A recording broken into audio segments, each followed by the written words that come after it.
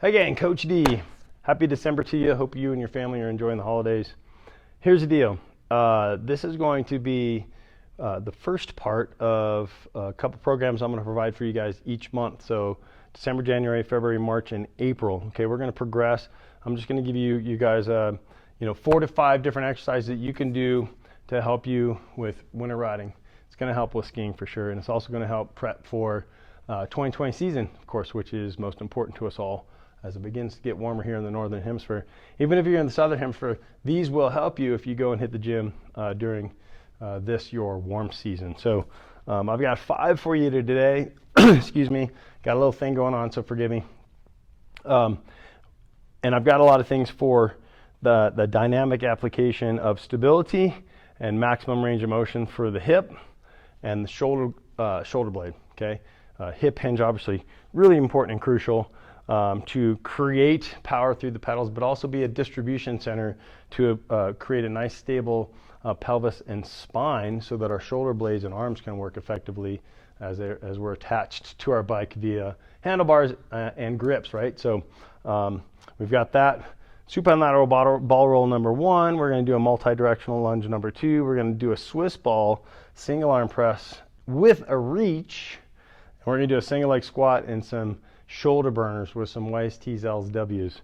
So I'm looking rep wise when you have weights for the Swiss ball and maybe the single leg squat, something that excuse me, that you can do in the moderate range. Okay, we're not trying to work on pure strength right now. I would rather you work and begin working on reestablishing really precision movement, okay, at this point in the season. So on this one, we're going to need a dowel rod or a stick, a ball, a selected weight. I've got a 30 over there, and then something that you can do your single leg squat off of, but you don't need it. I'm just going to use the box, okay? So supine lateral ball roll. Take your ball, take your stick. I'm going to make myself into basically a cross position where my palms are up, okay, my elbows are straight. The bar is right across basically my Adam's apple, the top of my, we'll call it shoulders, and right at the base of my clavicles. My knees are at 90, my glutes are engaged, my body is flat. From here, I'm going to shimmy, maintaining my cross position, off to the ball.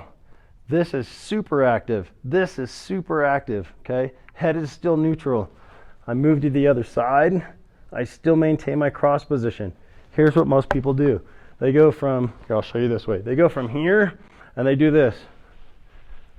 That's not work. If you actually try it, you'll see, compared to going. Okay, so if I put my legs out first and then match my entire right shoulder blade and only my left is off the ball, my left is on the ball, and that's what we're looking for, okay? So anywhere from 6 to 10 each side on that, all right? And right away, you're going to go into the multi-directional lunge. Now, if we just use the black and the green here, let's imagine that I'm standing directly on a clock. 12, 1:30, 3, 4:30, 6, 7:30, 9:30, or excuse me, 9, 10:30. That's where I'm lunging, all the while my hips are staying forward.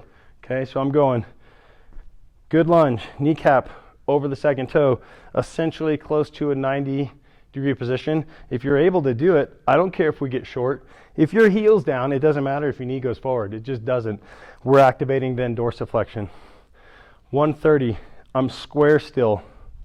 Okay, 3 o'clock, inside foot, flat knee, sat down into basically what looks like a squat position here. Okay, back to a 4:30. This one stays home and vertical. I step back at 4:30, still square. 6, straight back. 6 again, because now we have to do the other half. 7:30, stays home, vertical. Okay, at 7:30, square. 9 o'clock, flat, straight, sitting into what would be a squat. Okay, 10:30, stepping out, still square, still working on that good kneecap. And now we go 12 to finish. That's what I call half. We did half the clock. Now we go back and do the other side for 1. Do anywhere from 1 to 4 reps. Okay? From there, we're going to a Swiss ball. Woo. Runaway Swiss ball. Single arm dumbbell press with a reach. So from here, really working glutes, as you can tell, and you'll be able to tell by now, with no rest. 90-degree knees, hips are high, glutes are on, tricep is on the ball. My dumbbell is basically across the middle of my chest. This can go here from reference, but I'm going to go push up to the middle, which would be the same place, by the way, if I had another dumbbell. And I'm going to reach, I'm going to unreach and come back down. Slow, reach, unreach, back down. One more. Here, reach, unreach, back down. And then, of course, we would switch sides. Okay, same rules, tricep, reach, unreach, back down, finish. Okay, so I'm going to say 10 to 15 on that, because I really want you to understand the concept of getting your shoulder blade to do this. Protract. Okay, that stability there is huge for overall mobility, to allow your shoulder to move in all directions. All right, so it's that. Okay, that's protraction. Now, fourth, single leg squat. And we're going to go, I'm going to use the box. Okay, if you don't have a box, you can certainly do them this way for the single leg squat. I like doing this one because I like to be able to go slow going down, okay? Because I like to be able to drag my leg down the box, okay? So for proprioception purposes, yes, this is a little shaky. You do it, again, whatever you want as far as the box. So imagine this as being a normal squat pattern as it relates to your hip hinge. This is still a normal squat pattern for you, okay? Neutral spine, good chest up, head neutral. That's what we're doing, except now, arms out, heel tap for me on this, depending on the size and the height of your box. And the challenge on this is to make your glute do the stability while making sure that your kneecap is still tracking middle of kneecap over second toe. This is my weak side, you can tell, because it likes to move around. There we go, now I've settled in. Nice and slow without anything else changing.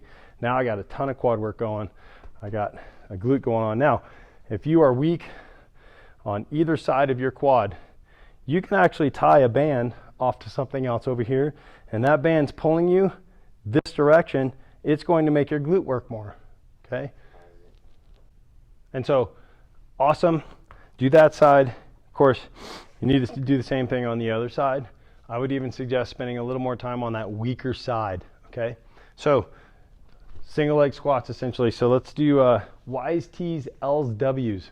This is going to help create stability, mobility in your shoulders, particularly for those of us who have broken collarbones. Mine sits like that. I know everybody's got hardware and things like that, so this should help. All right, so Y's, everything's in a good posture position. Thumbs up, elbows straight. I'm going to make a Y, just like such.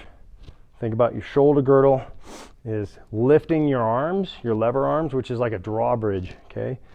And I would suggest doing anywhere from 4 to 10 of each of these letters. Notice that when I come up here, my head is not dipping forward, it's staying still. So those are your Y's. And we go right into T's, palms down, nothing's changed. Squeeze the shoulder blades at the top. I am not shrugging. All shoulder joint action on both sides, okay? L's are basically here to here, okay? Squeezing shoulder blades together, maintaining what I would call an L position here in my elbows, okay? And we're gonna go here for basically a W. Pull it up here, pull it up here, squeeze them together, externally rotate. Goal is to try to get each arm the same. A lot of us may have this kind of thing, so you can see out of your peripheral if it's working or not. Here, and here. And those are your YSTs, LSWs, completing the circuit. And now you would rest for about 90 seconds. Repeat that 2 to 4 times depending on your ability, and give it a try 3 times a week, I would say. And then obviously mix it in with all the other cardio winter stuff that you're doing outside, enjoying, and or down in the southern hemisphere, you're doing maybe twice a week. Okay, so give those a whirl. They will help you. And any questions, info@enduromtbtraining.com. And also you can find whatever you need as far as your training programs at www.enduromtbtraining.com. See you in the new year. You guys take care.